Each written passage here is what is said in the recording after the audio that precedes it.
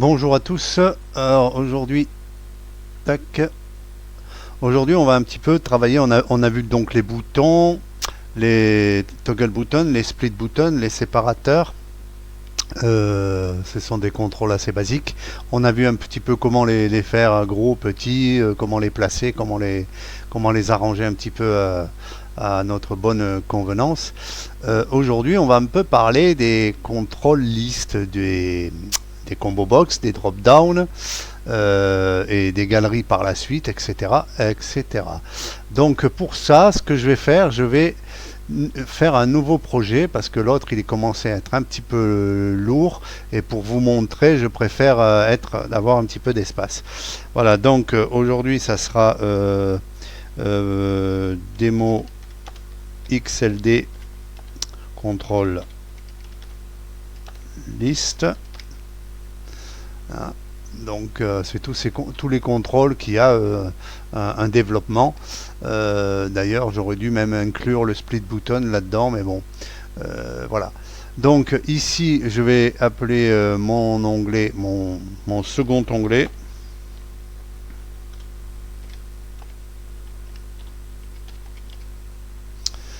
Alors le groupe je vais l'appeler, je vais le laisser comme ça. Hein, parce que c'est vraiment de la démo. Hein, toujours pareil, vous changez le texte sur le machin. On va y mettre un icône. Je sais pas lequel je vais prendre. Tiens, je vais prendre celui-là. Pour la réduction, vous vous rappelez, hein, je vous ai montré que quand on réduit la fenêtre, les contrôles s'autorégulent. D'ailleurs, le groupe ici, je vais le mettre en autoscale.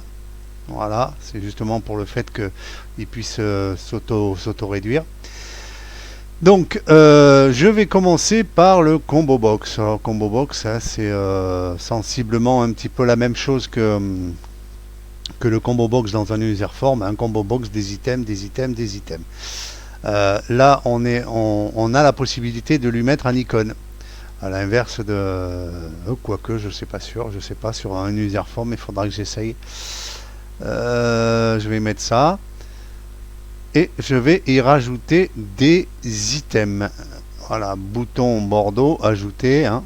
Voilà, je vais y rajouter 4 items. Sur ces items, je vais leur mettre des icônes. Tiens, celui-là, il est bien. Je le vois pas souvent. Oh, tiens, hop, hop. Alors, je sais pas si vous avez remarqué, j'ai rien dit tout de suite. Hein, mais je vais voilà, je vais avant de cliquer sur l'item, je ne sais pas si vous avez remarqué, mais la boîte de dialogue elle a changé. Je m'excuse auprès des quelques premiers qui ont téléchargé la version 4.9. Hein. Ça l'est toujours la version 4.9, mais j'ai simplement changé la boîte de dialogue.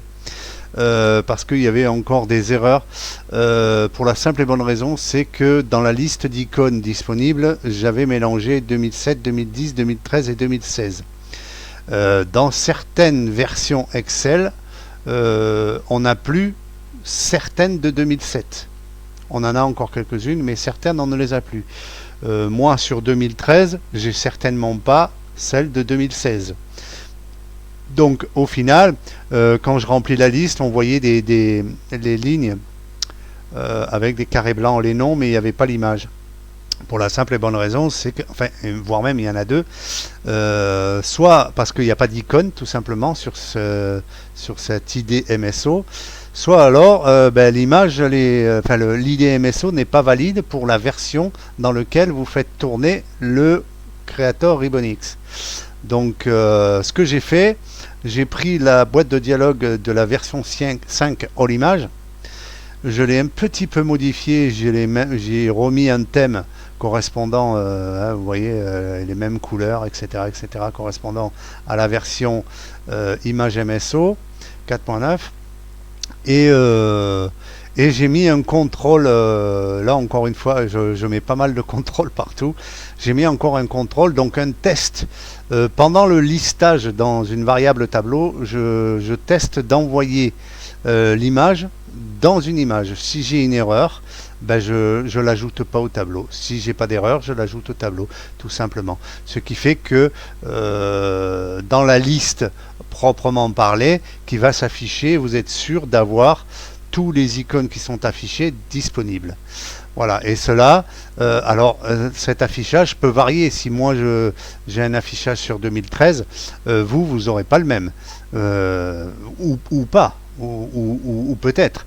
Mais dans n'importe quel cas, il n'y a plus le problème de validité d'icônes pour la version d'Excel. Voilà pour la petite histoire de ce matin. Voilà, c'est tout frais, tout beau. Et en plus, je la préfère comme ça. Voilà. Une deuxième chose aussi, cette boîte de dialogue, par rapport à l'ancienne, elle est beaucoup plus rapide pour la simple et bonne raison, c'est que je n'utilise pas un nombre de labels dynamiques et classés correspondant au nombre d'items selon les lettres. Je n'utilise que 6 items. Je n'utilise que 6 boutons. Et c'est une frame, mais la scroll, c'est une scroll bar. Et elle va quand je vais scroller, à chaque fois que je scrolle, je vais prendre, alors la scroll elle démarre de 1 et elle va à chaque fois jusqu'au nombre disponible d'items pour chaque lettre.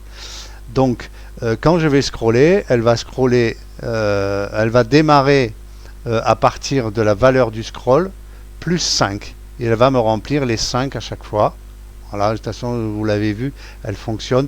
Vous y avez vu même que du feu, je vous l'aurais pas dit, vous l'auriez pas vu. Voilà, vous voyez, ça fonctionne. Et voilà, c'est beaucoup plus économique et c'est vrai qu'on voyait, on peut aller vraiment plus rapidement. Voilà. Donc là, voilà pour l'histoire de la boîte de dialogue d'icônes. Bien, donc ce que je vais faire ici, je vais sauver le projet. J'ai rajouté donc un groupe, un combo box avec 4 items. Pour le coup, je vais y mettre des labels parce que sinon on le voit pas.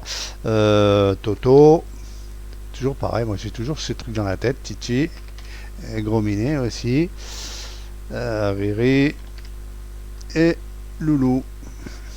Hop. Voilà, Louloui, ouais, d'accord, j'ai un petit peu déraillé. Donc, je sauve le projet, je crée le fichier Excel. Tac, tac, tac. Et voilà, c'est créé. Je peux fermer l'application. Hop, je load le sample. Et là, vous voyez ma combo box, elle a une icône. Alors, je peux mettre un label aussi, hein, mais bon, ça éloigne bien sûr. Hein. Et vous voyez mes items. Voilà. Alors, la combo box, je vais au l'onglet développeur. Vous voyez, il y a toujours les callbacks qui sont faits automatiquement. Avec la combo box, je récupère le texte. Si je fais message box ici, vous allez voir. Tac, tac, je clique. Voilà, j'ai le nom Riri. Vous voyez, donc la récupération de l'événement, c'est relativement assez propre et assez simple. Voilà pour la combo box.